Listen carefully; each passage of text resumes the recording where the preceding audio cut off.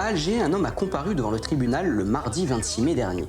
Faisal Gueffaz est accusé d'avoir volontairement vandalisé une fresque murale quelques jours plus tôt. Notre journaliste Fatma Ben Hamad revient sur cette histoire. Un acte de vandalisme a indigné beaucoup les Algériens. À Alger, un groupe de jeunes hommes a recouvert une fresque murale qui faisait partie d'un festival de street art.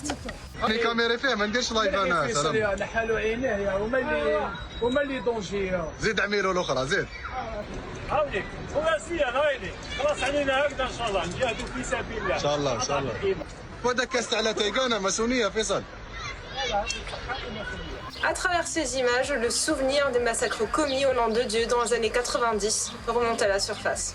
La manipulation de la pensée, le retour à la mentalité des années 1990.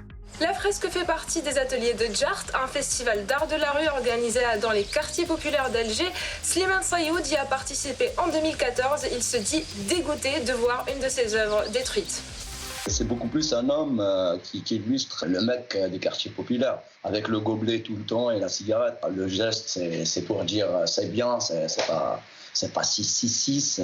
C'est les gens endoctrinés par la religion et qui croient que c'est vraiment interdit d'illustrer, d'y aller dans le figuratif en général. Je qualifie cet acte de terrorisme culturel. On n'a pas le droit de s'exprimer de cette façon parce que lui, il le dit clairement dans les vidéos qu'il n'arrive pas à comprendre.